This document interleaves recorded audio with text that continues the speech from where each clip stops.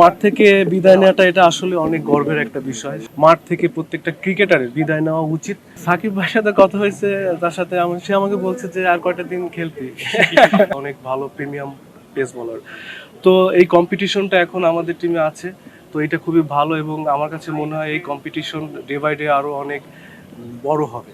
তো যেহেতু আমাদের পেস বোলিং ইউনিটটা ডে বাই ডে কিন্তু আরো ভালো হচ্ছে, তো এটা আমার কাছে খুবই ভালো লাগে। ইনশাল্লাহ আমি ক্রিকেট বোর্ডের কাছে আমার একটা আবেদন আছে, সেটা যেহেতু আমি পেসার হান্ট থেকে উঠে এসেছি, তো আমি আমাদের প্রেসিডেন্টের সাথে এটা নিয়ে আমি বলবো কথাটা, তাকে আমি পার্সোনালি বলবো যে তারা যদি আবার পেসার হান্ট, যেহেতু আমাদের স্পিন হান্ট কিন্তু প্রত্যেক বছরই মনে হয়, তো পেসার হান্টটা কিন্তু অনেক বছর হয় না। তো পেসার হান্টটা যদি হয় তাহলে আমার কাছে মনে হয় আমাদের বাংলাদেশে এরকমের ধরেন মুস্তাফিজ, তাসকিন যারা আছে এখন খেলতেছে, এরকম এরকম ক্রিকেটার আরো অনেক সামনে আমরা দেখতে পাই।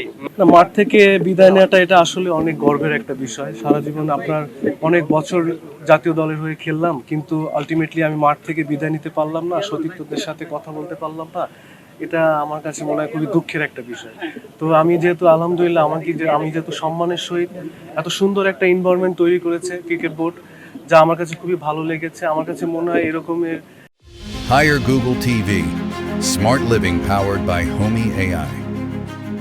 মাঠ থেকে প্রত্যেকটা ক্রিকেটারের বিদায় নেওয়া উচিত এবং আমার কাছে মনে হয় নেক্সট টাইম থেকে আমরা যারাই এরপর থেকে রিটায়ার্ড ঘোষণা করবে, আমার কাছে মনে হয় যে আমরা দেখতে পারবো মাঠ থেকে বিদায়, এটা দেখতে পারবো। এবং তিনি একজন মানুষ, সে ফানি মানুষ না, মানে সে এমন একটা মানুষ, আসলে সে ড্রেসিং রুমটাকে সবসময়ের জন্য একটু ছেলেপেলেদের যারা আছে, যার জুনিয়র যারা আছে, তার সমবয়সী যারা আছে, তো সবার সাথে মজা করতো আর কি।